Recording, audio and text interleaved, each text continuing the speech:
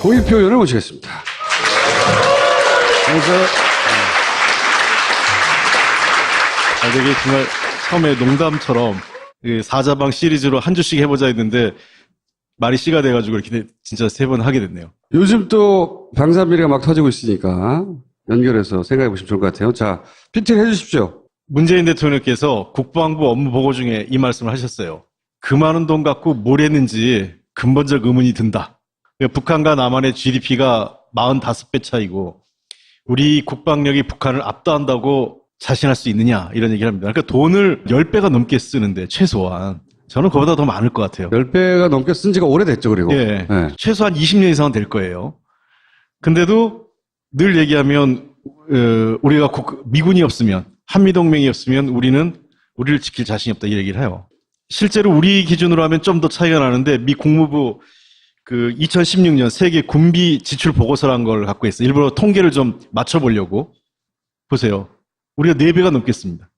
실제로는 저보다 저게 많아요. 우리나라 2016년 기준으로 하면 우리가 한 38조쯤 됩니다. 국방비가. 38조. 네. 그러니까 38조라 하더라도 북한의 10조에 비해서 거의 4배 가까이 되는 거죠. 한 해만 그런 게 아니라. 예. 네. 그러니까 이게 몇십 년 동안 계속 이렇게 돈을 썼는데도 우리나라는 늘 국방비에 대해서는 국방력에 대해서는 자신 없어요. 군인들 흔히 맨날 얘기하죠. 예. 네, 군인들이. 기억나시는지 모르겠어요. 옛날에 이 노무현 대통령께서 돌아가시기 전에 2007년도 그때 평통 가가지고 이렇게 이 주머니에 손 넣고 한번 했던 연설이 있었잖아요. 예, 예. 그때 굉장히 심하게 군인들 질책하셨어요. 부끄러운 줄 알아야지. 부끄러운 줄 알아야지. 그때 얘기했었습니까? 근데 이제 그거를 또 이제 언론에서는 뭐 무슨 막말이냐, 뭐 품위가 어떠니 이렇게 몰아붙였는데 그때 왜 얘기가 나왔냐면 대통령이 우리가 돈 이렇게 쓰는데 전자권 옮기자 그러는데 전자권 옮기는 발목을 또 잡는 거예요. 장군들이 그래서 장군들이 예. 다 나와가지고 예. 안 된다고. 예. 그 정도 돈 쓰고도 자신 없다 그러면 우리 대한민국 장성들이 당신을 이래놓고 부끄러운 줄 알아야지 계속 그 얘기하냐 그 말씀을 하신 거예요. 지난 10년간 방산비리 규모가요. 1조 원이 넘습니다. 2007년부터 2016년 그 사이에 총 금액이 1조 1,522억 원이에요. 확인된 것만. 최근 10년만. 예. 예. 이 침대 미스터리 혹시 들어보셨어요? 사병 침대? 얘기했죠, 여러 번. 예. 우리 침대가 개별 이렇게 침대가 아니라 침상이라고 그래요. 그러니까 나무 같은 걸로 해가지고 재질로 해서 이렇게 예를 들면 긴데 해가지고 한 10명 이렇게 쭉 누워요, 한쪽에. 그래서 양쪽에 한 개 소대가 같이 잡니다. 요즘 최근에 갔다 온 분들은 개인 침상 썼을 거예요. 개인 침대. 그게 이제 침대를 옛날 쭉 같이 10대명씩 누워 자던 침상에서 개인 침대로 바꾸는 사업을 했는데. 노무현 대통령 때 시작한 거예요, 그거. 예. 예. 이게 지난 9년가 10년 가까이 돈이 6조 8천억 썼어요. 6조 8천억이요? 6조 8천억. 이걸 바꾸는데. 근데 이게 아직 모자라가지고 추가로 지금 2조 6천억을 신청했습니다. 거의 10조 원의 돈이 들어갔어요. 에이스 침대로 다 갈아도 남아요. 그러니까 이게 우리 군대가 60만 명이잖아요. 지금 우리 최고 침대 한 300만 원짜리 있잖아요. 300만 원짜리로 우리 60만 명 다 바꿔줘도 1조 8천억. 나머지 5조가 어디 갔냐고. 그리고 얼마 전에 화제가 됐던 박근혜 대통령 침대 있었죠. 700만 원짜리. 700만 원짜리. 700만 원짜리를 해도 4조 원 조금 더 들어가요. 근데 모자란다고 돈을 더 달라고 그랬어요. 2조 6천억 더 달라고 한 거예요. 그래서 이제 10조 원을 메꿔 가는 건데 물론 이제 이런 건 있습니다. 침대만 바꾸는 게 아니라 그러다 보면 이제 면적이 넓어져서 숙소 구조 자체를 바꿔요. 구조도 네. 바꾸고 또 이렇게 이 물건 있잖아요. 이제 무슨 개인 놓는 캐비넷 같은 거 이런 것도 들어가고 하니까 그런 부대 비용을 감안하더라도 이게 터무니없이 비싼 거죠. 제가 지난번에 한번 그 문제 나와서 계산해 본 적이 있는데 우리나라의 임대 아파트 있잖아요. 그러니까 침대만 하는 게 아니다라고 하길래 임대 아파트 기준 가격이 있어요. 평당 가격.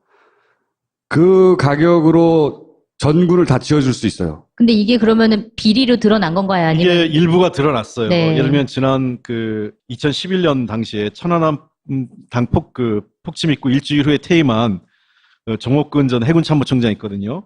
이게 여러 복지기금 한 5억 원 착복해서 기소가 됐는데 이때 내무반 침상 교체 사업 중에 이 돈이 일부 착복한 것으로 확인이 됐어요.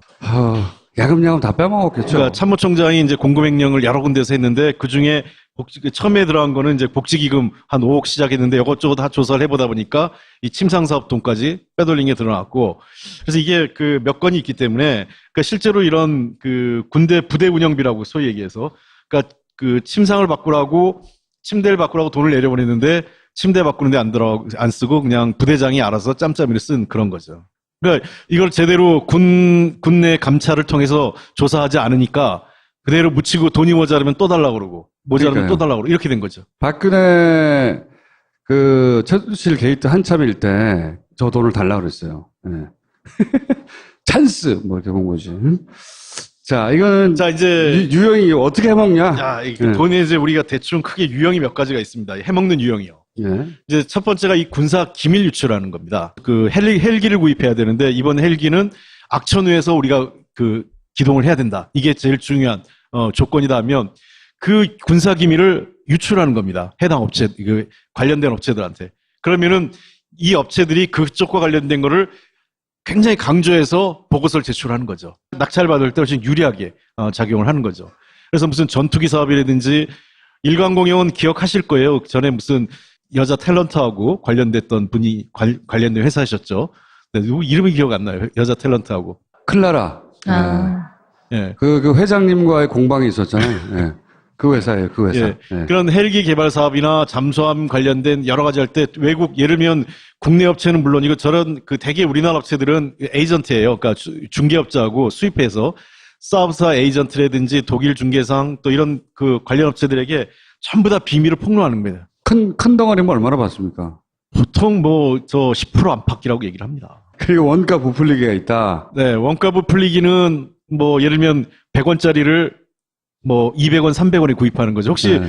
기억나는지 모르겠지만 USB를 10만 원을 구입한 거 혹시 기억나는 아. 그 100만 원짜리에서 100만 원짜리 USB. 예. 어떤 기능이 있길래 자동 폭파되는 건가요?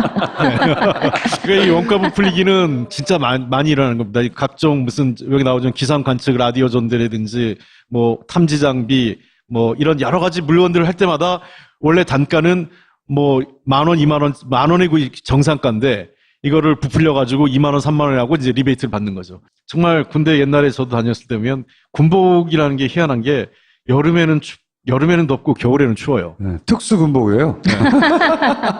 그래가지고 그러니까 이제 그리고 군화 우리가 옛날 신을 때도 요즘 이 등산화 아웃도어 신발 얼마나 좋습니까? 가볍고 튼튼하고요. 근데 우리 군화 같은 경우는 이 못이 튀어나와요. 그러니까 옛날에 제가 신었을 때 어떻게 하냐면 막 오래 신고 행군을 하다 보면 못이 위로 올라와가지고 발을 찔러서 피가 나요. 저도 피가 난 적이 있었어요. 제가 보기엔 있잖아요. 그 업체들 중에 가장 후진 업체를 네. 골라서 가장 원가를 크게 부풀려서 빼먹으려고 하는 것 같아요. 그거는 이제 네. 주로 어디와 관련됐냐면 그 보훈단체와 관련이 많이 돼 있습니다. 특히 제한군인의 산하에 여러 그 수의 계약하는 업체들이 있어요. 그러니까 그런 단체에서 이 군수품, 군납품, 일단 병사들이 장병들이 쓰는 물자를 아주 이 엉성하게 갖다 오는 거죠. 그건 이제 원가 부풀리기뿐만 아니라 나중에 보면 이제 그러니까 불량품 납품하는 거 연계돼 있는 그 근절되지 않는 게 그걸 그냥 직업 군인들은 당연한 수입의 일부로 선배들로부터 쭉 물려받아 왔던 것 같아요. 예. 그래서 그 죄의식도 없는 것 같고. 그때 군화 이 휴식 시간만 되면 야전삽이나 총으로 막 위를 때려요. 못을 내려가게 하려고. 그래서 이제 그걸 부작용을 막으려고 기억나시는지 모르겠어요. 그래서 본드로 붙였어요. 접착제로 붙였더니 어떤 일이 벌어졌습니까? 기억나시죠? 그게 떨어지는 거예요. 접착제 불량으로. 그 본드 얼마 한다고 그것도 싸구려 본드로 붙여가지고. 이런 것도 이유도 있는 것 같아요. 또 하나는 우리가 사실 군대는 전쟁을 하지 않으면 정말 큰 유효 인력이에요. 실제로는.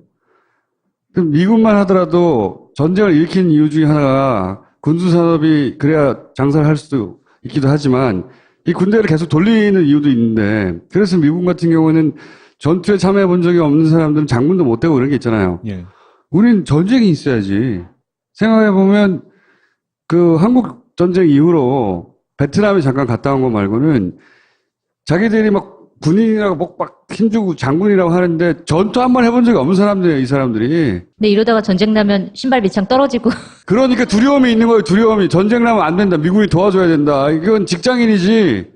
군대라고 하는 직장에 들어간 직장인일 뿐이지, 제가 보기에는 이게 군인인가 싶어요. 원래 미국 같은데 이 아웃도어 산업을 이끌어가는 게 군납업체예요. 그러니까 제가 기억나는 게 90년대 초반에 그 걸프전 있었잖아요.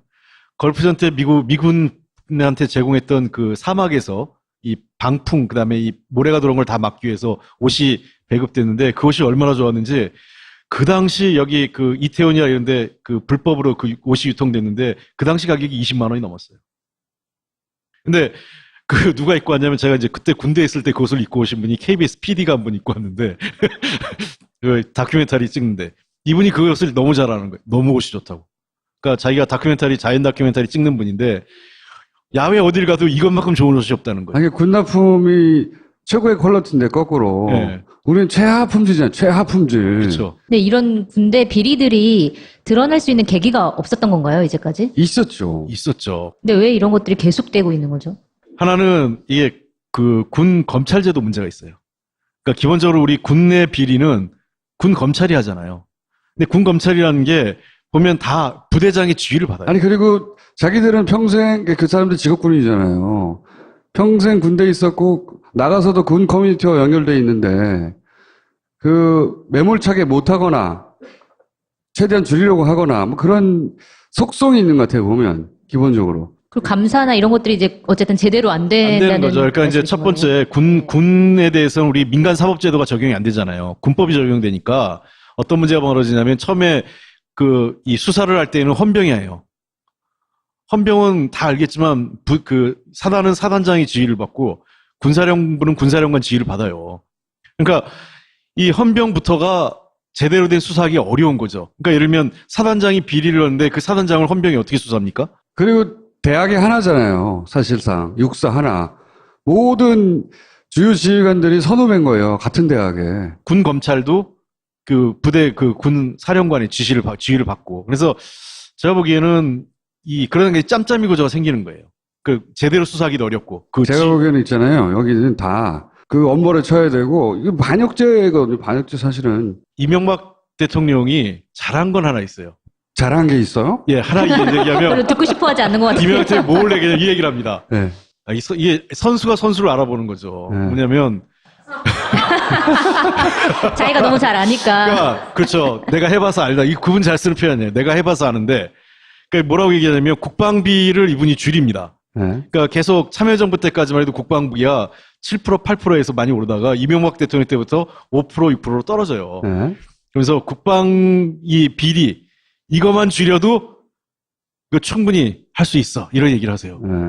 그러면서 이제 방사청장에 기재부 출신도 갖다 놓고 그러면서 이거를 좀 개혁하려고 손을 대다가 사실은 천안함 사건 나고 연평도 사건 나면서 허물어졌어요. 제가 보기엔 말이죠, 남이 먹는 게 아까워서 그런 거예요.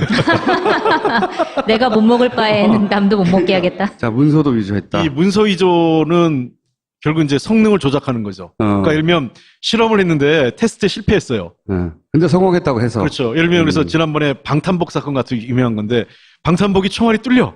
K9 자주포 이게 아시다시피 이번에 최근에 터져가지고 포가 터져서 그러니까 포탄이 포 안에서 터져가지고 쏴서 터진 게 아니라요.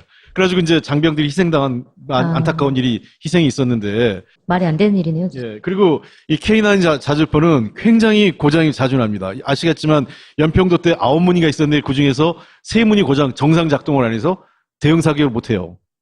연평도 포격 당시에도. 근데 이런 K9 자주포라든지 등등 여러 가지 물건들 뭐냐면 당초 이 테스터하고 원래 성능의 우리가 스펙이라고 그러죠. 그거에 맞춰서 납품을 해야 되는데 조사해 보니까 안 돼요. 그럼 수치를 바꾸는 겁니다. 되는 걸로. 그래서 납품이면 이제 멀쩡한 거죠. 예를 들면 아까도 말씀드렸던 총알을 맞으면 총알이 뚫리는 방탄복이 총알을 막을 수 있는 방탄복으로 둔갑되는 거죠. 근데 그걸 입고 하면 우리 장병들은 어떻게 됩니까? 그거를 오케이 하는 사람들한테 그걸 입힌 다음에 총을 쏴야 돼요. 네가 오케이 했잖아. 네. 그러니까 이 문서 위조가 주로 이제 불량품의 시초가 되는 거예요. 예를 들면 지난번에도 했지만 우리 수륙 양육 장갑차가 실험 테스트하다가 물속에 그냥 빠져버려가지고 장병 3명이 희생된 적도 있었어요. 예, 그리고 늘 우리 명품 국산 탱크라고 하는 흑표. 흑표 실전에 쓰기 참 어렵습니다, 지금. 그걸 알아서 지금 안 된다고 그러는 걸까요? 우리가 북한하고 붙으면? 이 수리온 같은 경우는 우리가 흔히 아직도 수리온이라고 그러잖아요. 수리온. 그러니까 이게 비리백화점 카이가 원가 부풀리기도 있고, 예, 예. 비자금 조성, 분식회계도 하고, 그다음에 아시다시피 불법 청와대 채용. 수석비서관은 누구시죠? 이정현. 그 유명한 이정현 수석이 이번에 얼마 전에 이 카이에 검찰이 수사하러 왔더니 그분이 거기 앉아 계시더라고요. 사장방에. 왜 앉아 있는지 네. 모르겠어요. 당시 국방위에 계셔서 예. 국방 관련 군수업체들 몇 군데를 일정을 급하게 잡으셔서 하필 압수수색 한 날 아침에. 거기만 아니시라고 하는데 참 오비락도 아니고 납품 비리는 일종의 이거는 그냥 아예 문서도 아니고 늘 하는데 납품을 이제 후려치는 거죠. 예를 들면 수량을 줄이거나 또는 원래 약정된 물자가 아닌 다른 물자를 보내주거나 이런 식으로 하는 겁니다. 우리가 자동차 수리점을 갔는데 순정품이라고 아시죠? 정품을 안 쓰고, 예, 배터리 같은 경우도 우리 자동차의 배터리가 원래 정품이 있는데 그거보다 용량이 작은 거 이렇게 네, 막 비표를 집어넣고 이런 쓰거나. 경우 있잖아요. 그러면 자동차가 갑자기 가서 쓰는 경우도 있죠. 요즘 전기 제품에도 많아서. 그런 것처럼 납품 비리를 하게 되면 이제 불량식품. 아, 패티도 네. 원래 가끔씩. 이게 순고기여야 하는데 거기다가 닭발 잘라서 집어넣는다든가 이런 식으로. 위생 네. 상태가 안 좋거나 이런 거에서 하거나 각종 또 대공 장비에 통신 장비 이런데 정품이 안 들어가니까 고장이 잘 생기죠.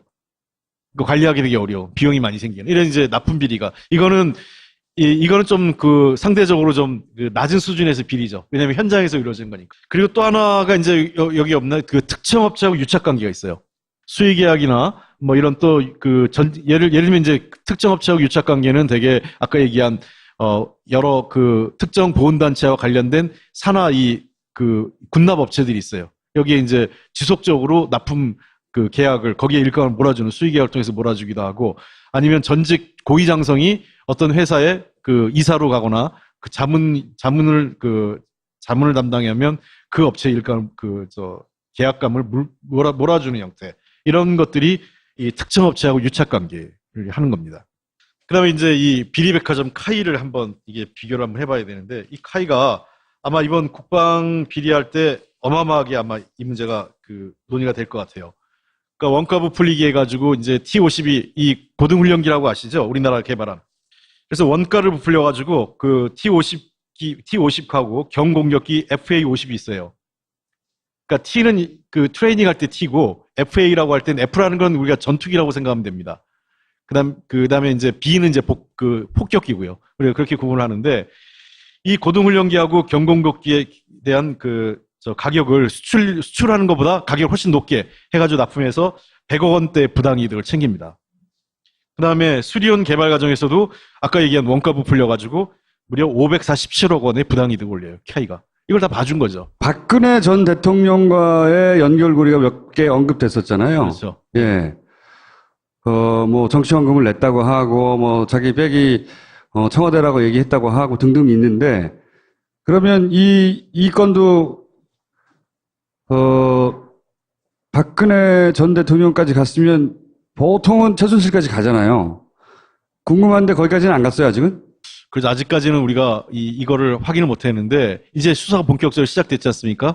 이 카이가 본격적으로 이제 이 문제가 되는 거는 2013년 5월에 하성룡, 사장이 취임하면서 본격적으로 이제 일이 벌어지는 겁니다, 사단이요. 문재인 정부에서는 국방비를 근절하기 위한 뭔가 특별한 계획이 있습니까? 우선은 이제 합동 조사반이 구성될 겁니다. 네. 그러니까 이제 아까 얘기한 군 검찰에만 맡기지 않고, 이 일반 검찰까지 같이 합동으로 해서. 일반 검찰이 여기 참여한다? 예, 네. 이미 이거는 박근혜 정부 때도 했었는데 유명무실했죠. 네. 제대로 안 됐죠. 그 당시 검찰, 우리 기대하는 기대치가 없지 않습니까? 그래서 요번에 합동 수사반을 구성을 해가지고 군 검찰, 왜냐면 이게 군 검찰과 민간이 합동을 해야 되는 게 군인들과 군무원은 군 검찰이 할 수 있지만 민간인들 있지 않습니까? 민간인들은 이게 군 검찰 수사하기 어렵거든요. 이미 옷을 벗은 사람들. 그렇죠. 네. 그래서 또 군납업체들, 민간인들이 있고 그렇죠. 이런 분들에 대해서는 그래서 이 공동으로 수사 정보를 공유하면서 수사를 진행하겠다는 거고 그다음에 두 번째는 이 형량을 좀 대폭 올리려고 하고 있어요. 얼마나 올릴 생각인지. 그러니까 지금보다는 형량을 대폭 올리는 걸로 대통령께서도 후보 시절에 또 대통령이 되셔도 여러 차례 이 말씀하셨죠. 사실상 이 매국행위고 나라 팔아먹는 행위라고 그랬어요. 이적행위라고까지 했죠. 이정희 맞죠? 네. 예. 그 천안함 때도 그 소나라고 이 음파 탐지기가 작동을 안 했다는 거 아닙니까? 고장이 났는데. 그랬었죠. 맞아요. 그것도. 그러니까 실제로 북한이 공격하고 간 것보다 더 문제는 그거를 감지하거나 때리고 갈 때까지 몰랐다. 이게 더 문제인 거죠. 더 큰 문제죠. 김관진은 어떻게 되나요? 이제? 예, 치노크 헬기 불량품 구입 사건이 네. 나왔습니다. 이게 그게 이제 단종된 헬기를 예. 1,500 주고 들어왔다. 그렇습니다. 미국에서 45년 동안 쓰고 예. 이 보잉사 거거든요. 그러니까 미국에서 이제 물건을 이제 군수 물자를 살 때 계속 개량해서 쓸 건지 말 건지를 계속 평가합니다. 이제 더 이상 포기한 거예요. 이건 개량해서 쓸 수 있는 상황이 아니다. 해서 팔려고 매각한 걸 우리가 덥석 삽니다. 얼마에 샀죠, 그거를? 굉장히 엄청난. 그 1,500억. 14대를 58억 원에, 한 대, 대당 58억 원에 구입한 겁니다. 미군이 2003년 단종시킨 걸. 그래서 헬기 구입에만 총 812억 원. 그 다음에 기타, 그 간접비 포함하면 이 들어간 비용이 1,496억 원, 1,500억 들어갔습니다. 예. 근데 이 장비는 이미 미국에서 잉여 장비로 판단한 거예요. 생산해서 45년이 됐기 때문에. 더 이상 그 보잉도 이것이 언제까지 쓸 수 있다는 얘기를 얘기 안 합니다. 왜? 이제 뭐 자기들은 안 쓰겠다고 해서 판 거기 때문에 보잉이 보장할 이유가 부품을 생산하지 않는데 이제. 그럼 고장나면 뭐 어떻게 방법이 없는 거네요? 우리가 뭐 그 보잉에게 의해서 수리를 받을 수 있겠지만 그래서 그 군에서 뭐라 그러냐 잘 수리하면 잘 소리하면. 그러니까 잘 수리하고 관리를 하면 2031년까지 쓸 수 있다. 이렇게 이거였어요. 쓸수 있다. 근데 제가 보기에는 이 보고서를 낸 게 그 국방연구원이에요.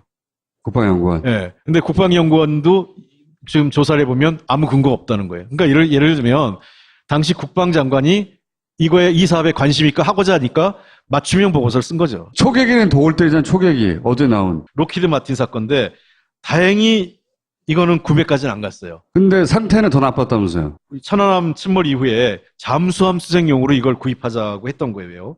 그래서 미국에 이것도 잉여물자. 그거는 이미 퇴역해가지고 사막에 진열돼 있던 거래요. 아, 그러니까 정말요? 이미 3, 40년 써가지고 2009년부터 전량 폐기 처리된 거예요. 사형! 무기징역으로 안 되겠어. 그냥 이렇게 창고에 넣어놓은 거예요. 네. 창고에 넣어놓은 거를 구입하겠다고 계획을 수립하려고 하다가 그래도 이거는 이제 그 본인이 국방장관직을 내놨기 때문에 계획만 하고 더 진척이 안 된 거죠. 근데 그 시점이 언제냐면은 최순실 박근혜 게이트가 터진 직후에 중단했어요. 터지지 않았으면 또 달라질 수 했을 수도 있었겠네요. 뜨끔. 그렇죠. 이게 아마 계획상으로 보면 박근혜 정부가 금년 말까지잖아요. 원래대로 했으면 탄핵이 아니었으면 그렇죠. 그랬으면 그 계약서 다 썼을지 모르죠. 계약서 쓰면 물릴 수도 없잖아요. 8천억, 이번에 그거는 8천억짜리. 예. 이거는 뭐 원래 그 처음에는 20대 도입하려고 하다 12대로 조정을 해요. 하도 문제가 되니까.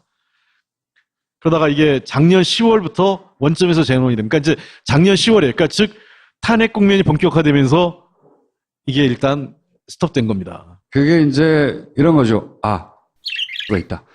멈춰라. 이렇게 된 거라고 저는 봅니다. 당연히. 그러니까 이거 하다가 큰일 났겠다 싶으니까 안에서도 말 나오고 하니까 제가 보기에는 김관진 안보실장이 예. 더 추진을 못한 거 아닌가 싶어요. 그러니까 그래서 이거는 의혹으로만 끝난 겁니다. 그래서 그 김관진 안보실장은 지금 전 안보실장 어떻게 되느냐고 이제. 치누크 헬기 사업에 대해서는 조사를 해야죠. 그러니까 리베이트를 받았는지, 그다음에 어떤 근거로 국방부 장관이 이렇게 지시했는지, 당시 그 본인이 이제 그 검찰 조사 받으셔야 될 때가 된 거죠. 로키드 마틴으로부터 또 박근혜 정부 시절에 가장 많은 무기를 수입했고. 그렇죠. 그 핵심 라인에 항상 김관진 국방장관 혹은 안보실장이 있었기 때문에 그 커넥션이 있을 것이다. 이런 얘기가 오래전부터 있었잖아요. 그러니까 이게 록히드 마틴이 또 어떤 물자와 관련이 있습니까? 사드하고도 관련이 있죠. 그러니까요. 그러니까 사드는 그 직전에, 그보다 전에 갑자기 확정되지 않습니까? 밀어붙여가지고. 원래 당초에는 뭐 내년에 한다. 그러니까 그 당시 2016년이었죠. 그러니까 탄핵 전에. 그러니까 내년까지 검토하고 처음에는 계획도 없고 뭐 아무런 우리가 검토한 적도 없다가 우리 정부 입장이었다가 한 달 만에 바뀌어요. 갑자기 입장이 바뀌면서 급격하게 사드 구입을 확정짓습니다. 네. 최순실을 만났다고 하는 이야기가 있죠. 네, 확인되지 않은. 않은 얘기지만. 네. 그래서 어쨌든 그 당시에 김관진 안보실장이 이 사업을 주도했다는 거죠. 그러니까 상당히 맥락이 있죠. 사드, 로키드 마틴. 그 다음에 이 초계기, 사실 고물 초계기, 로키드 마틴. 네. 이게 전부 다 일사천리로 밀어붙이려고 했다가 하나는 성공하고 하나는 실패했던 거죠. 정황상으로는 굉장히 의심이 가는 사안이 있고, 그리고 그 핵심 관계자가 누군지도 알고, 그리고 사드 같은 경우에는 단순히 방산 비리가 아니라 우리 정부의 어떤 외교적 옵션 하나를 뺏어버렸다는 점에서 이 반역죄라고 보여질 정도 큰 죄를 지었고, 그리고 대선 기간에 갑자기 기습 배치를 했고, 뭐 등등등 많잖아, 따지면. 지금 근데 왜 책임을 제대로 묻지 못하고 있느냐, 이 답답함. 이 중국 때문에 피해가 어마어마합니다. 사드 관련 중국의 보복이 현대자동차는 그 중국 사업에서 자동차 판매량이 반 이상으로 줄었어요. 그 다음에 지금 우리나라 갔던 롯데, 신세계 다 빈손으로 지금 나와야 될 판이고, 그러니까 단순하게 이럴 바에 그냥 우리가 미국이 운영하지 않고 우리가 사서 구입하는 게 훨씬 더 쌌을 수도 있다는 생각이 듭니다. 아니, 그건 알겠는데, 제 말은. 그래서 김관진 안보실장이나 그 안보 라인에 있었던 사람에 대한 어떤 법적 책임 추궁이라든가 이건 언제 되나요? 그 의원님이 결정할 사안은 아닌데 아시는 거 없어요? 우리 친누크 헬기 네. 조사가 들어갔기 때문에 거기서부터 시작이 될 것 같아요, 저는요. 그러니까 우리가 모든 문제를 다 수사할 수 있는 게 아니라 하나를 수사를 시작하면서 여러 관계가 드러날 수 있기 때문에, 물론 근데 이제 사드 같은 경우는 안보상의 그 현재 국면이 이어지고 있기 때문에 이거를 국방 비리로 연결시키긴 좀 어렵고, 다만 그 당시 이명박 박근혜 정부 때 사실 택도 아닌 무기들이 많이 들어와요. 뜬금없이. 그리고 FX 사업도 그렇고, 우리 새로운 미래 그 전투기 사업이 있지 않습니까? 어마어마한 사업인데, 이것도 우리가 로키드 마틴하고 관련이 있습니다. 이걸 다 김관진 장관하고 관련이 있다는 의혹이 있기 때문에, 이런 부분은 이 치누크 헬기 사업을 조사를 해서 전반적인 당시 군수물자, 소위 얘기해서 미국의 군수물자를 도입하는 과정에서의 비리, 또 여러 가지 문제를 이제는 시작 조사를 해봐야 되는 거죠. 그래서 어쨌든 다 잡아드릴 거죠? 비리가 있으면 다 잡아드려야죠. 그리고 왜 소중한 자꾸 걸 뺏어야죠. 의원인데 검사 아니신데 왜?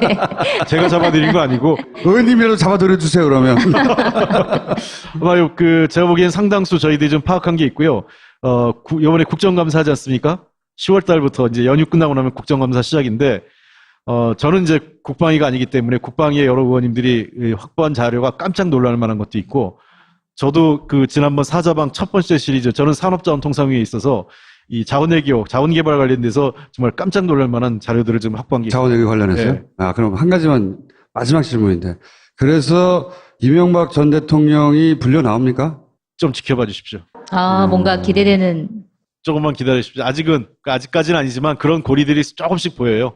그래서 저희들도 왜냐하면 이제 우리 정부 부처의 자료들을 우리가 직접 볼 수 있는, 여당이 되면서 볼 수 있는 기회가 있기 때문에, 그래서 아까 얘기한 이런 치누크 헬기 사업 같은 것도 일어나기 그런 겁니다. 조금만 기다려요. 그럼 10월 달 되면 각각 10월 달 이런 거죠. 국정감사를 통해서 의원들이 막 이것저것 얘기를 합니다. 그래서 우리 국회의원들의 면책 특권이 중요합니다. 막 지를 수 있으니까. 예. 약간 확실하지 않은 거지만 어느 정도 근거가 있을 때 그거를 얘기하면 검찰이 그걸 갖고 수사를 하거나 혹은 언론이 보도를 하기 시작하면서 취재를 하기 시작해서 예. 더 파헤치게 되는 거죠. 파헤치게 되는 겁니다. 그래서 이 10월 달에 있는 국감이 매우 중요합니다. 왜냐하면 10월에 과거 정권과 새로운 정권의 연결점이 있습니다. 내년만 해도 과거 정권 문제가 아니라 이제 우리 정권에 대한 국감이 되는데, 이번 국감이 지난 정권에 대한 사실상 마지막 국감이라고 할 수 있겠죠. 알겠습니다. 의원님이 그 역할을 못하면 바보. 참. 자, 국감에서 네. 홍 의원님의 활약을 기대하면서 꼭 끌어올려 주세요. 예. 알겠습니다. 여기까지 하겠습니다. 감사합니다. 네, 고맙습니다. 휴식 시간만 되면 이 야전삽이나 총으로 막 위를 때려요. 못을 내려가게 하려고. 그래서 이제 그거를 부작용을 막으려고 기억나시는지 모르겠어요. 그래서 본드를 붙였어요. 접착제로 붙였더니 어떤 일이 벌어졌습니까? 기억나시죠? 그게 떨어지는 거예요. 접착제 분량으로. 그 본드 얼마 한다고 그것도 싸구려 본드로 붙여가지고 이런 것도 이유도 있는 것 같아요. 또 하나는 우리가 사실 군대는 전쟁을 하지 않으면 정말 큰 유휴 인력이에요. 실제로는. 그럼 미군만 하더라도 전쟁을 일으킨 이유 중에 하나가 군수산업이 그래야 장사를 할 수도 있기도 하지만 이 군대를 계속 돌리는 이유도 있는데 그래서 미군 같은 경우는 전투에 참여해 본 적이 없는 사람들은 장군도 못 되고 이런 게 있잖아요. 예. 우린 전쟁이 있어야지. 생각해보면 그 한국 전쟁 이후로 베트남에 잠깐 갔다 온 거 말고는 자기들이 막 군인이라고 막 힘주고 장군이라고 하는데 전투 한 번 해본 적이 없는 사람들이에요, 이 사람들이. 근데 이러다가 전쟁 나면 신발 밑창 떨어지고. 그러니까 두려움이 있는 거예요, 두려움이. 전쟁 나면 안 된다. 미군이 도와줘야 된다. 이건 직장인이지. 군대라고 하는 직장에 들어간 직장인일 뿐이지 제가 보기에는 이게 군인인가 싶어요. 원래 미국 같은데 이 아웃도어 산업을 이끌어가는 게 군납업체예요. 그러니까 제가 기억나는 게 90년대 초반에 그 걸프전 있었잖아요. 걸프전 때 미군한테 제공했던 그 사막에서 이 방풍, 그다음에 이 모래가 들어온 걸 다 막기 위해서 옷이 배급됐는데 그 옷이 얼마나 좋았는지 그 당시 여기 그 이태원이나 이런데 그 불법으로 그 옷이 유통됐는데 그 당시 가격이 20만 원이 넘었어요. 근데 그 누가 입고 왔냐면 제가 이제 그때 군대에 있을 때 그 옷을 입고 오신 분이 KBS PD가 한 분 입고 왔는데 그 다큐멘터리 찍는데 이분이 그 옷을 너무 잘하는 거예요. 너무 옷이 좋다고. 그러니까 자기가 자연 다큐멘터리 찍는 분인데 야외 어딜 가도 이것만큼 좋은 옷이 없다는 거예요. 아니, 군납품이 최고의 퀄리티인데 거꾸로. 네. 우리는 최하품질이잖아요. 최하품질. 그렇죠. 근데 이런 군대 비리들이 드러날 수 있는 계기가 없었던 건가요, 이제까지? 있었죠. 있었죠. 근데 왜 이런 것들이 계속되고 있는 거죠? 하나는 이게 그 군 검찰제도 문제가 있어요. 그러니까 기본적으로 우리 군내 비리는 군 검찰이 하잖아요. 근데 군 검찰이라는 게 보면 다 부대장의 지휘를 받아요. 아니, 그리고 자기들은 평생 그 사람들 직업군이잖아요. 평생 군대에 있었고 나가서도 군 커뮤니티와 연결돼 있는데 그 매몰차게 못하거나 최대한 줄이려고 하거나 뭐 그런 속성이 있는 것 같아요, 보면 기본적으로. 그리고 감사나 이런 것들이 이제 어쨌든 제대로 안 안 된다는 되는 거죠. 그러니까 이제 첫 번째 군에 대해서는 우리 민간 사법제도가 적용이 안 되잖아요. 고일표 의원을 모시겠습니다. 그래서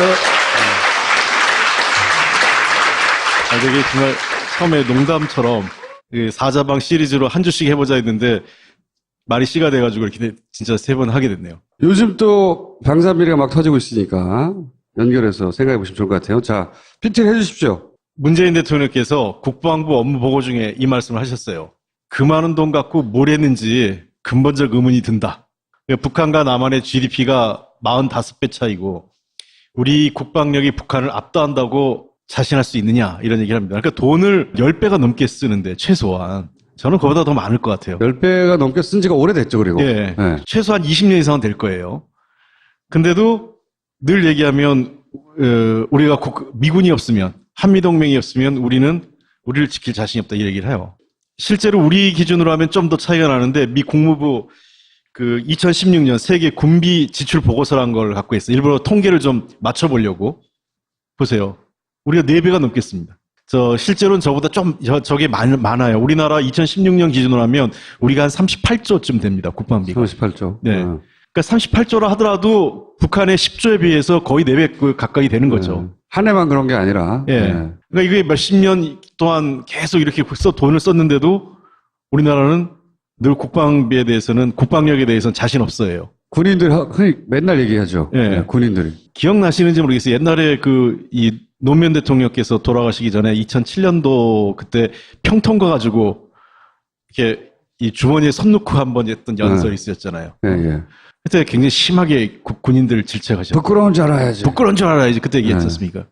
근데 이제 그거를 또 이제 언론에서는 뭐 무슨 막말이냐, 뭐 품위가 어떠니 이렇게 몰아붙였는데 그때 왜 얘기가 나왔냐면 대통령이 우리가 돈 이렇게 쓰는데 전자권 옮기자 그러는데 전자권 옮기는 발목을 또 잡는 거예요. 장군들이 그랬죠, 장군들이. 예. 다 나와가지고. 예. 안 된다고. 예. 그 정도 돈 쓰고도 자신 없다 그러면 우리 대한민국 장성들이 당신을 이래놓고 부끄러운 줄 알아야지 계속 그 얘기하냐 그 말씀을 하신 거예요. 지난 10년간 방산비리 규모가요. 1조 원이 넘습니다. 2007년부터 2016년 그 사이에 총 금액이 1조 1,522억 원이에요.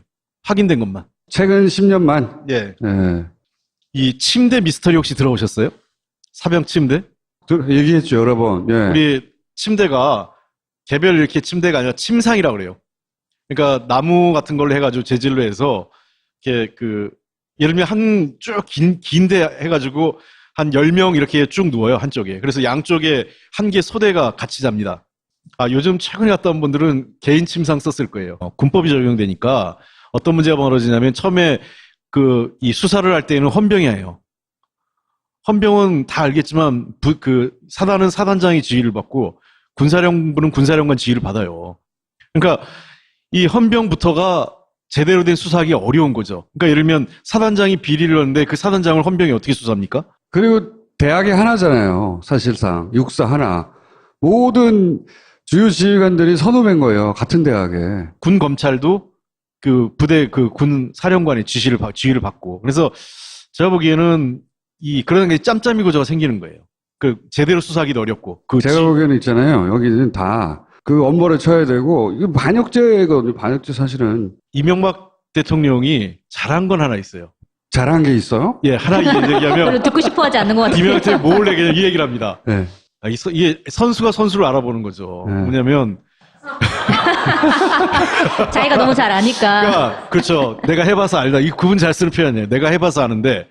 그러니까 뭐라고 얘기하냐면 국방비를 이분이 줄입니다. 네. 그러니까 계속 참여정부 때까지만 해도 국방비가 7%, 8%에서 많이 오르다가 이명박 대통령 때부터 5%, 6%로 떨어져요. 네. 그래서 국방이 비리 이것만 줄여도 이거 충분히 할 수 있어. 이런 얘기를 하세요. 네.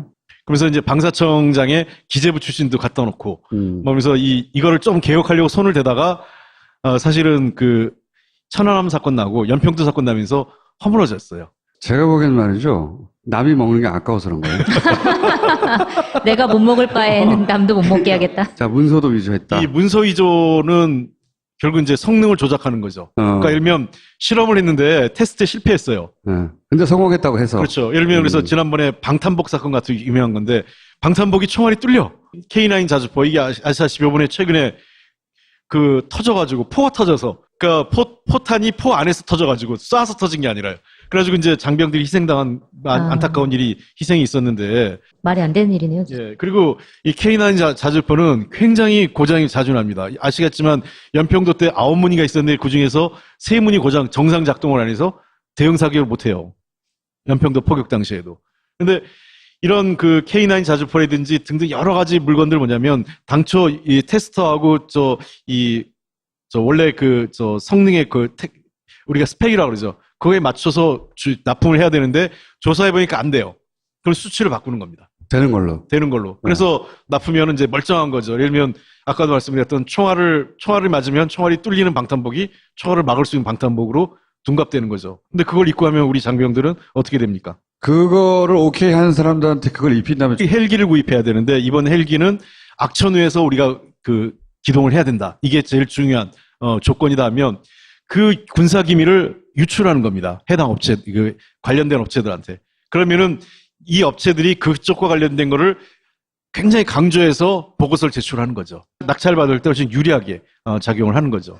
그래서 무슨 전투기 사업이라든지 일광공영은 기억하실 거예요. 전에 무슨 여자 탤런트하고 관련됐던 분이 관련된 회사셨죠. 누구 이름이 기억 안 나요. 여자 탤런트하고. 클라라. 예. 그 회장님과의 공방이 있었잖아요. 예. 그 회사예요, 그 회사. 예. 예. 그런 헬기 개발 사업이나 잠수함 관련된 여러 가지 할 때 외국, 예를 들면 국내 업체는 물론 저런 대개 우리나라 업체들은 에이전트예요. 그러니까 중개업자하고 수입해서 사업사 에이전트라든지 독일 중개상 또 이런 관련 업체들에게 전부 다 비밀을 폭로하는 거예요. 큰 덩어리면 얼마나 받습니까? 보통 10% 안팎이라고 얘기를 합니다. 그리고 원가 부풀리기가 있다. 네, 원가 부풀리기는 예를 들면 100원짜리를 200원, 300원에 구입하는 거죠. 혹시 기억나는지 모르겠지만 USB를 10만 원을 구입한 거 혹시 기억나는 100만 원짜리에서 100만 원짜리 USB. 네. 어떤 기능이 있길래 자동 폭파되는 건가요? 그러니까 이 원가 부풀리기는 진짜 많이 일어나는 겁니다. 각종 여기 나오죠. 기상 관측 라디오 전대라든지 탐지 장비 이런 여러 가지 물건들을 할 때마다 원래 단가는 10,000원, 20,000원, 10,000원이 정상가인데 이거를 부풀려가지고 20,000원, 30,000원에 하고 이제 리베이트를 받는 거죠. 정말 군대 옛날에 저도 다녔을 때면 군복이라는 게 희한한 게 여름에는 여름에는 덥고 겨울에는 추워요. 네, 특수군복이에요. 그래가지고, 그러니까 이제 그리고 군화 우리가 옛날 신을 때도 요즘 이 등산화 아웃도어 신발 얼마나 좋습니까? 가볍고 튼튼하고요. 근데 우리 군화 같은 경우는 이 못이 튀어나와요. 그러니까 옛날에 제가 신었을 때 어떻게 하냐면 막 오래 신고 행군을 하다 보면 못이 위로 올라와가지고 발을 찔러서 피가 나요. 저도 피가 난 적이 있었어요.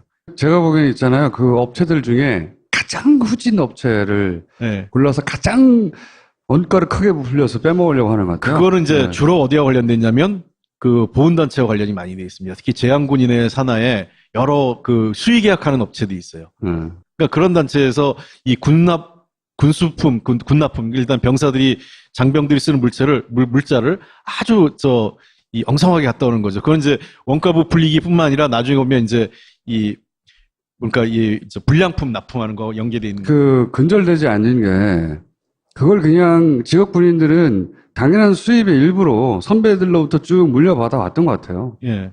그래서 그 죄의식도 없는 것 같고. 그때 군화, 개인 침대. 그게 이제 그 침대를 옛날 쭉 같이 10명씩 누가 자던 침상에서 개인 침대로 바꾸는 사업을 했는데. 노무현 대통령 때 시작한 거예요, 그거. 예. 네.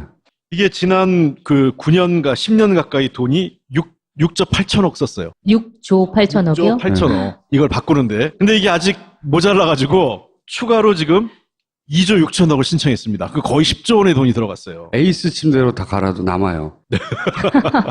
그러니까 이게 우리 군대가 60만 명이잖아요. 지금 우리 그 최고 침대 한 300만 원짜리 있잖아요. 300만 원짜리로 우리 60만 명 다 바꿔줘도 1조 8천억. 나머지 5조가 어디 갔냐고.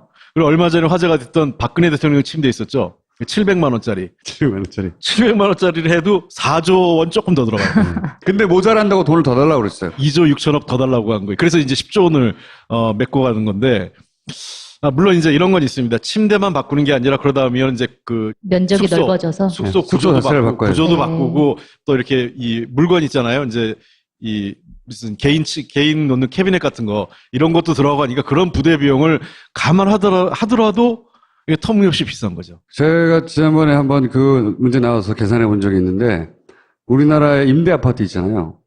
그러니까, 침대만 하는 게 아니다라고 하길래, 임대 아파트 기준 가격이 있어요. 평당 가격.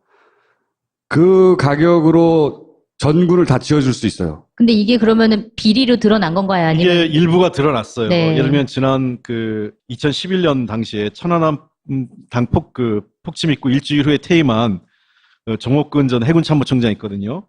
이게 여러 복지기금 한 5억 원 착복해서 기소가 됐는데, 이때 그 내무반 침상 교체 사업 중에 이 돈이 일부 착복한 것으로 확인이 됐어요.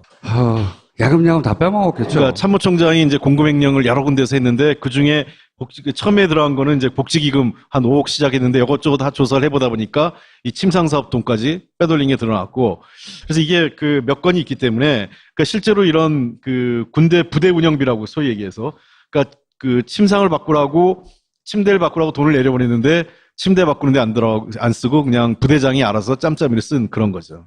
그러니까 이걸 제대로 군내 감찰을 통해서 조사하지 않으니까 그대로 묻히고 돈이 모자르면 또 달라고 그러고 모자르면 또 달라고 그러고 이렇게 된 거죠. 박근혜 그 최순실 게이트 한참일 때 저 돈을 달라고 그랬어요. 네. 찬스 뭐 이렇게 본 거지. 자, 이거는 자, 이제 유형이 어떻게 해먹냐? 야, 돈에 이제 우리가 대충 크게 유형이 몇 가지가 있습니다. 해먹는 유형이요. 예. 이제 첫 번째가 이 군사 기밀 유출하는 겁니다. 그